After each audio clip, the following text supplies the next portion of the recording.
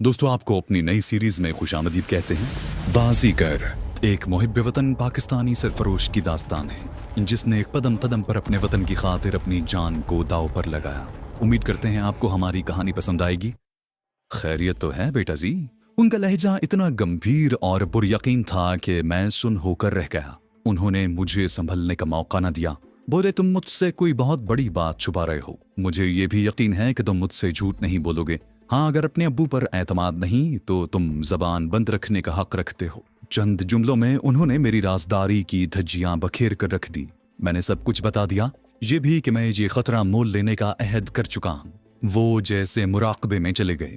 कई मिनट गहरी सोच में गुम रहने के बाद उन्होंने धीमे लेकिन ठोस लहजे में कहा, काश मैं अपने पहले फैसले पर कायम रहता, लेकिन अब तुम्हें कैसे रोकूं।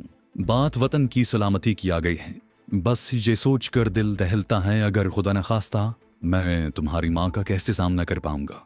मैं बस इतना ही कह सका, अब्बू, जान हथेली पर रख कर सरहदों की हिफाजत करने वाले भी तो अपनी माँओं के लाडले होते हैं। वो भी इसी वतन के बेटे होते हैं, इसी धरती के वतनजाद होते हैं। उन्होंने मेरी बात सुनकर असबात में सर हिलाया और उठकर खामोशी से रुखसत हो गए। अगले रोज मैं अलग सुबह हिंदुस्तानी सिफारत खाने पहुंच गया, लेकिन वीजे के ख्वाहिशमंद अफराद की मुख्तसर कतार में लगने की बजाय मैं सीधा चाय खाने में जा बैठा। उस वक्त वहां कोई गाहक मौजूद नहीं था। असलम वहां दिखाई न दिया तो मैंने चाय की फरमाइश की और असलम का इंतजार करने लगा। चंद मिनट के बाद ढाबे का मालिक खुद चाय की 2 प्यालियां उठाया गया और एक प्याली मेरे और एक अपने सामने रख कर मेरी मेज पर बैठ गया। मेरी हैरत नजरअंदाज करते हुए 35-36 साल उम्र और छरीले बदन के उस शख्स ने धीमे और संजीदा लहजे में मुझे मुखातिब किया। बोला, मुझे पूरी उम्मीद थी कि आप मान जाएंगे। उसकी जबान से ये अल्फाज सुनकर मैं चौंका, फिर मैंने खुद को संभाल लिया। उसने बात जारी रखी। बोला, सिर्फ ये पूछना है कि क्या आपने अपनी फैमिली की इजाजत से ये फैसला किया है। मैंने पुरएतमाद लहजे में कहा, जी हाँ, बिल्कुल। इस पर उन साहब ने, जिन्होंने अपना हकीकी या फर्जी नाम इजहार अहमद बताया था, गर्म जोशी से मुझसे हाथ मिलाया और कहा, वेलकम माय डियर जमाल, अपनी वीजा दरखास्त जमा करवा के मुझसे यहीं आकर मिलो। खुशकिस्मती से अभी कतार में 8-10 अफराद ही थे। जल्द ही मेरा नंबर आ गया। घंटा भर में दरखास्त जमा हो गई और मुझे 4 दिन बाद इंटरव्यू के लिए आने की हिदायत की गई। मैं चाय खाने में पहुंचा तो वहां 4-5 गाहक मौजूद थे। इजहार ने एक बगली रास्ते से चाय खाने के अकब में जाने का इशारा किया, जहां मैंने खुद को एक साफ सुथरे कमरे में पाया। चंद मिनट बाद इजहार वहां पहुंच गया। उसने बगैर किसी तमहीद के कहना शुरू किया, अब आप दोबारा यहाँ नहीं आएंगे। ऐसा हर एक के साथ नहीं होता, लेकिन मुझे यकीन है कल से भारतीय सिफारत खाने की तरफ से तुम्हारी निगरानी शुरू हो जाएगी। अपने मामूलात में कोई तब्दीली लाने की जरूरत नहीं है। अपने दोस्तों और मोहल्ले वालों में मैच देखने के लिए इंडिया जाने का खूब चर्चा करो।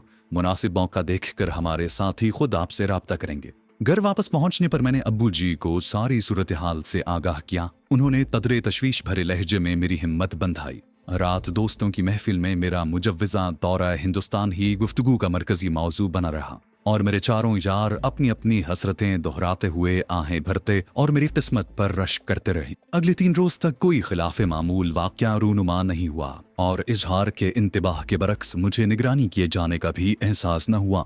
अगली सुबह मुझे वीज़ा इंटरव्यू के लिए हिंदुस्तानी सिफारत खाने जाना था, लिहाजा रात की महफिल में दोस्तों का जोशो हैजान उरूज पर था। अलबत्ता हमीद खासा पजमुर्दा था। उसकी दिलजोई की हर मुमकिन कोशिश करता रहा। 10 बजे के करीब हम सब ने अपने घरों की राह ली। मैं अपनी गली में दाखिल हुआ तो खासा सन्नाटा महसूस हुआ। ताहम बढ़ती सर्दी के पेश नज़र ये कोई हैरानी की बात नहीं थी। मैं घर के करीब पहुंचा था कि सामने से साइकिल पर सवार एक शख्स अपनी तरफ बढ़ता नजर आया। मैं उसे रास्ता देने के लिए एक तरफ हट गया, लेकिन उसने मेरे पास से गुजरते हुए गेंद की शक्ल दिया हुआ कागज का एक टुकड़ा मेरे कदमों में फेंका और बगैर रुके आगे निकलता चला गया। मैंने हैरत के झटके से संभलते हुए कागज की गेंद उठाकर जेब में डाली और घर में दाखिल हो गया। अपने बिस्तर पर पहुंचकर मैंने बेताबी से मुड़े तुड़े कागज को सीधा किया। उस पर एक चंद सतरी पैगाम था कि अंदेशे के मुताबिक हिंदुस्तानी सिफारत खाने की तरफ से अपने एजेंटों के जरिए मेरी खुफिया छानबीन कराई गई है और मुमकिन है वो अभी मेरी तरफ से मुतमईन न हुए हों, लिहाजा वीजे के इंटरव्यू में क्रिकेट के साथ कारोबारी मकासद पर भी मुनासिब जोर देना होगा। शदीद खतरा है कि वीजा दरखास्त मुस्तरद कर दी जाएगी। मैंने पुरस्कार अंदाज में मौसूल होने वाला वो पैगाम पढ़कर ज़ाया कर दिया, लेकिन उसने मुझे तशवीश में मुब्तला कर दिया था। लिहाजा अगले रोज अलसुब मैं वीजा इंटरव्यू वाली लाइन में लगा तो खासा मुस्तरिब था। खुदा खुदा करके मुझे अंदर भेजा गया। वो बड़ा सा कमरा इंतजार दाह के तौर पर इस्तेमाल होता था। मुझसे पहले वहां 3 अफराद इंटरव्यू के लिए तलब किए जाने के मुंतजिर थे। उनके चेहरों से बोरियत आया थी। लगभग 10 मिनट बाद उनमें से एक की बारी आई। मैंने बेजारी से बचने के लिए किसी अखबार या रिसाले की तलाश में नजरें दौड़ाईं, लेकिन वहां ऐसी कोई चीज नहीं थी। कुछ ही दिन में वीजे का एक चौथा उम्मीदवार भी आन पहुंचा। वो लगभग मेरा हम उम्र ही रहा होगा। मुझे अपनी तरफ देखता पाकर वो गर्मजोशी से मुस्कुराया और मेरे साथ वाली कुर्सी संभाल ली और खुशगवार लहजे में बोला, मैं तो समझा था कि बस चंद मिनट में जान छूट जाएगी, यहाँ तो लंबी ही कहानी लग रही है। मैंने जवाब दिया, हाँ यार, बहुत लंबा टाइम ले रहे हैं। उसने कहा, असल में हम पाकिस्तानियों से खुदा वास्ते का बैर है इंडिया वालों को। इनका बस चले तो किसी को अपने मुल्क में आने ही न दें। 100 में से 30-40 की तो दरखास्त नामंजूर करते हैं ये। उस नौजवान की बात सुनकर मेरी तशवीश बढ़ गई। उसने अपना नाम सितवत जैदी बताया था। उसके मुताबिक उसे अपनी वीजा दरखास्त की मंजूरी भी मशकूक लग रही थी। मेरे दरियाफ्त करने पर उसने बताया कि वो दिल्ली और बम्बई की सैर के बाद हिंदुस्तान के मुख्तलिफ शहरों में उन मजहबी मकामात पर हाजिरी देने के लिए जाना चाहता है जो उसने अपने बचपन में देखी थी। इस पर मैंने अपनी वीजा दरखास्त की मंजूरी पर भी बेयकीनी जाहिर की। उसे जब मैंने क्रिकेट मैच देखने की ख्वाहिश के बारे में बताया तो वो बेसाख्ता हंस पड़ा। उसकी आंखों में अजीब सा तमस्खर था। अचानक मेरे जहन में एक शुबा बिजली की तरह चमका। मुझे खबरदार किया गया था कि गुज़श्ता 3 दिन से मेरी निगरानी की जा रही है। कहीं उसे भी दरखास्त गुजार के रूप में मेरी सुंगुन लेने के लिए तो नहीं भेजा गया है। मुझे फौरी तौर पर कोई ऐसा जवाब तख्लीक करना था जो मुझे शक व शुबे से बालातर बना दे और मेरी वीजा दरखास्त की राह से रुकावट हटा दे। मैंने लम्हा भर में सोच लिया कि मुझे अपनी कहानी में कौन सा ट्विस्ट लाना है। सितवत की तरफ झुकते हुए मैंने राजदारी से कहा, अरे यार, तुमसे क्या पर्दा, ये क्रिकेट वाली कहानी तो अब्बू जी से इजाजत लेने का बहाना है। असल मकसद तो मौज मस्ती है। यहाँ की रूखी फीकी जिंदगी से फरार, 3 महीने तक खुल खेलने की आजादी। उसने चौंक कर मेरी तरफ देखा तो मैंने ओबाशों के मखसूस अंदाज में आंख दबाई और कहा, अब तुम भी सच उगल दो। अय्याशी करने के लिए वहां जाना चाहते हो ना?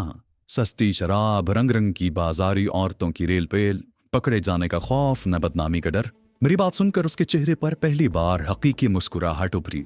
बोला, अबे भाई, तुम तो हमारे भी गुरु निकले। चंद मिनट में ताड़ लिया। बात कुछ ऐसी है यार, पर मेरे पास ज्यादा रकम नहीं है। मैंने कहा, यार तू खर्चे की फिक्र न कर, मैं हूं ना।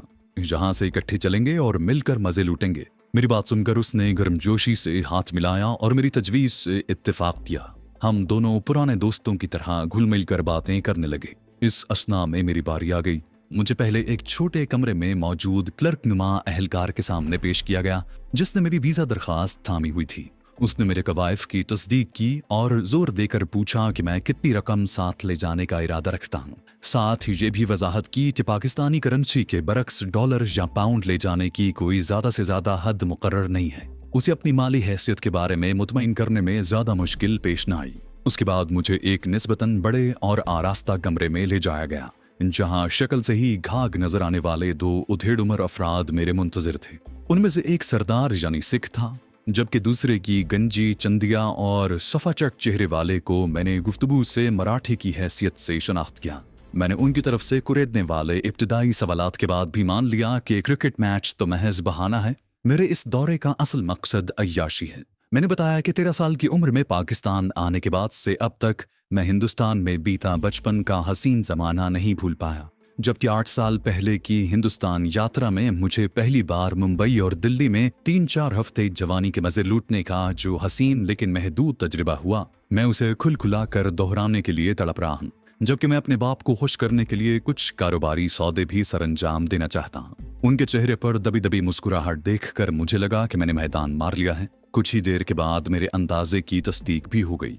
उन्होंने मेरे बयान पर इत्मीनान जाहिर करते हुए मेरे बारे में मुस्बत रिपोर्ट जमा करवाने का इंदिया जाहिर किया, जबकि मराठा साहब ने बातों ही बातों में भारत माता के 2 टुकड़े करके पाकिस्तान बनाने को बहुत बड़ी हिमाकत और सरहद के दोनों तरफ मौजूद अफराद के लिए जुल्म करार दिया। मैंने उसके फलसफे से इख्तिलाफ जाहिर नहीं किया। इंटरव्यू देकर मैं सिफारत खाने से निकला तो खासा इत्मीनान महसूस कर रहा था। मैंने अपनी कारकर्दगी जताने के लिए सामने वाक़े चाय खाने का रुख करने का सोचा, लेकिन फिर ख्याल आया कि मुमकिन है अब भी मेरी निगरानी की जा रही हो।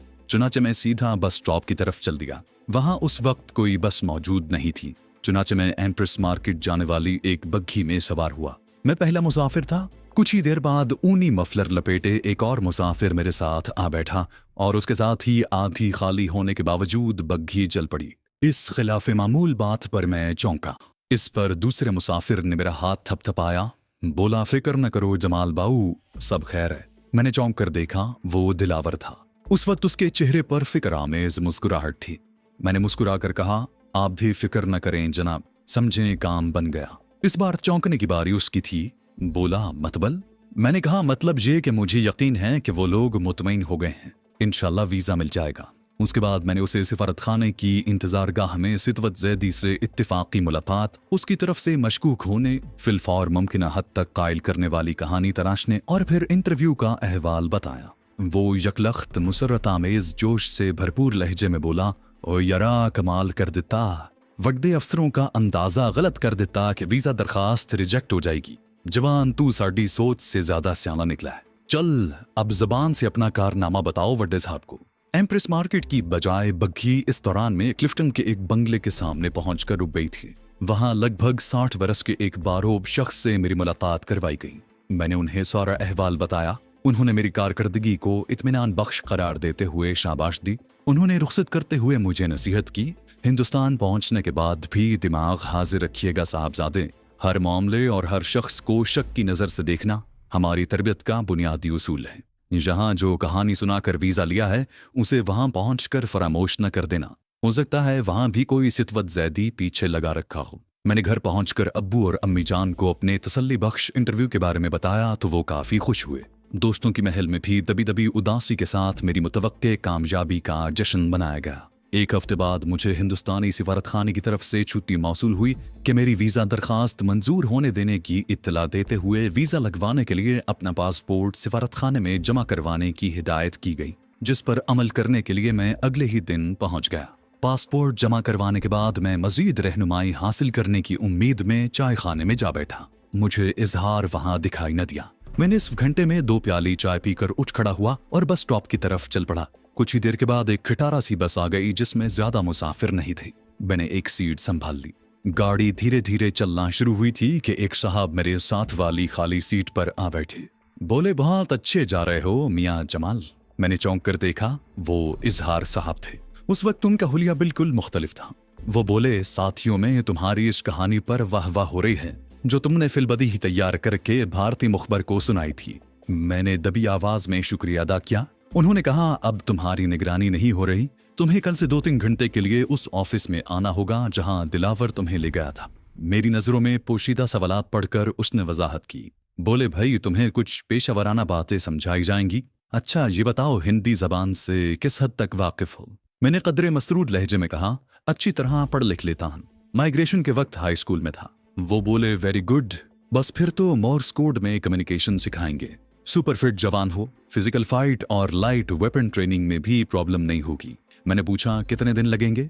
वो बोले, इंशाल्लाह 3 हफ्तों में रेडी हो जाओगे। इस दौरान में बस एम्प्रेस मार्केट पहुंच चुकी थी। उन्होंने गर्मजोशी से हाथ मिलाया और मुझसे पहले उतरकर हुजूम में गुम हो गए। अगले 3 हफ्ते खासे थका देने वाले साबित हुए, लेकिन मैं सब तरह की ट्रेनिंग से लुत्फानंदोज हुआ और तसल्ली बख्श कारकर्दगी दिखाई।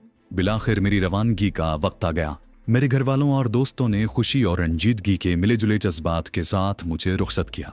मुझे हिदायत के मुताबिक लाहौर से बजरिया वाहगा रवाना होना था, लिहाजा मुकर्रर रोज से 1 दिन पहले मैं लाहौर पहुंच गया। मुझे कतन अंदाजा नहीं था इदारे वाले अब मुझसे राब्ता करेंगे या नहीं, ताहम मैंने ज़हनी तौर पर खुद को हर सूरत हाल से अपने तौर पर निमटने के लिए तैयार कर लिया था। मेरे पास अच्छी खासी रकम थी, चुनाचे मैंने एहतियातन मुसाफिर खाने की बजाय बादामी बाग के एक मुनासिब से होटल में रात गुजारी और मुकर्रर वक्त पर एक तांगा पकड़कर वागाह की तरफ रवाना हो गया। मैं वहां पहुंचा तो वहां हिंदुस्तान जाने के ख्वाहिशमंदों का अच्छा खासा हुजूम पाकिस्तानी सरहद पर वाक़े कस्टम ऑफिस के सामने जमा था। लगभग 2 घंटे में मेरे कागजात और सामान की चेकिंग मुकम्मल हो गई। उसके बाद हिंदुस्तान जाने के ख्वाहिशमंदों की एक जमात के साथ मैं सरहदी निगहबानों की निगरानी में दोनों ममालिक के दरमियान मौजूद नो मैन्स एरिया पैदल पार करके हिंदुस्तानी सरहदी चौकी अट्टारी की तरफ रवाना हुआ। ज्यादा सामान वाले मुसाफिरों ने मजदूरों की खिदमात भी हासिल की थी, लेकिन मुख्तसर सामान की वजह से मुझे उसकी जरूरत नहीं पड़ी। हिंदुस्तानी सरजमीन पर कदम रखते ही वहां भारी तादाद में सरहदी मुहाफिजों और पुलिस एहलकारों ने हमें घेरे में ले लिया। मैं सबसे पहले हिंदुस्तानी सरहद पार करने वाले मुसाफिरों में शामिल था। मैं चंद कदम ही आगे बढ़ा था कि एक बावर्दी पुलिस एहलकार आन टपका